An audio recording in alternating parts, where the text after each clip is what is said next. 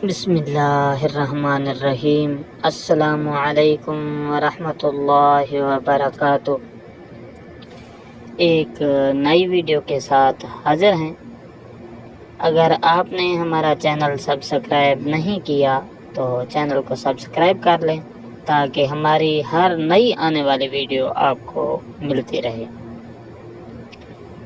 3 دن میں پہاڑ جیسی مشکل بھی دور، یا بدیع السماوات والارض، اے مثال چیزوں کو ایجاد کرنے والے۔ عدد اس کا 86 ہے۔ جس شخص کو کوئی غم یا مصیبت یا کوئی بھی مشکل پیش آئے، وہ 1000 مرتبہ یا بدیع السماوات والارض پڑھے، حق تعالیٰ نے چاہا تو کشائش نصیب ہوگی۔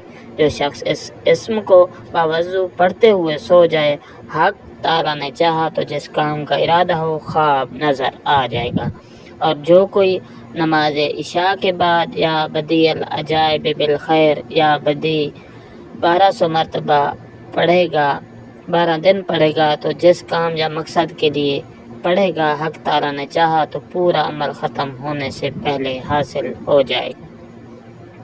کسی غم یا اہم ضرورت کے لیے 1000 مرتبہ یا بدیع السماوات والارض پڑھے، حق تعالیٰ نے چاہا تو غم رفع اور مقصد پورا ہوگا۔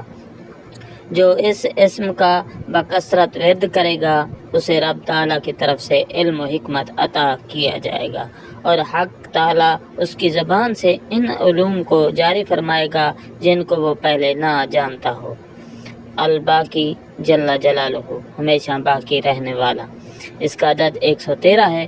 جو شخص اس اسم کو 1000 مرتبہ جمعہ کی رات میں پڑھے گا، حق تعالیٰ نے چاہا تو اس کو ہر طرح کے ضرر و نقصان سے محفوظ رکھے گا، اور اس کے تمام نیک اعمال مقبول ہوں گے، اور اسے غم سے خلاصی نصیب ہوگی۔ اور جو شخص سورج نکلنے سے پہلے 100 بار روز پڑھے گا، حق تعالیٰ نے چاہا تو مرد دم تک کچھ دکھ نہ پائے گا اور عاقبت میں بخشا جائے گا۔ اگر ہفتہ کے دن دشمن کی مغلوبی کی نیت سے کسی وقت باوضو بعد 2 رکعت نفل کے بعد 100 بار پڑھے گا، حق تعالیٰ نے چاہا تو دشمن اس کے مطیع اور فرما بردار ہوں گے۔ جو ہر نماز کے بعد 113 بار پڑھنے کا معمول بنائے گا، اسے اس کے منصب سے کوئی معزول نہیں کر سکے گا، خواہ اس کے خلاف جن و انس جمع ہو جائیں۔ جو 100 بار یا باقی روزانہ پڑھتا رہے گا، حق تعالیٰ نے چاہا تو اس کے اعمال مقبول ہوں گے۔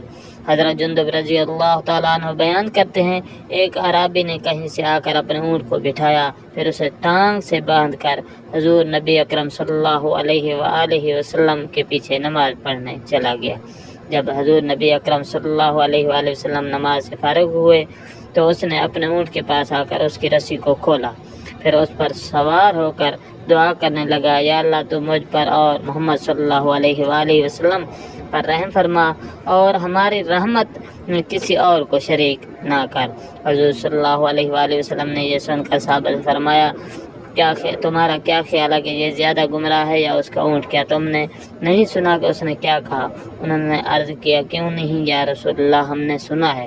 آپ صلی اللہ علیہ وآلہ وسلم نے اس عرابی سے فرمایا، تو نے اللہ تعالیٰ کی رحمت کو تنگ کر دیا۔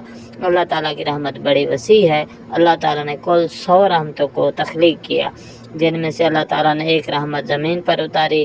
مخلوقات میں سے جن و انس اور درندے اس کی وجہ سے باہم شفقت و مہربانی کرتے ہیں، جبکہ 99 رحمتیں اس کے پاس ہیں۔ اب تم کیا کہتے ہو کہ یہ زیادہ گمراہ ہے جسے رحمت الہی کی وسعت کا علم نہیں، یا اس کا اونٹ جو اس کے متحد ہے؟ اللہ ہم سب کا حامی و ناصر ہو، آمین ثم آمین۔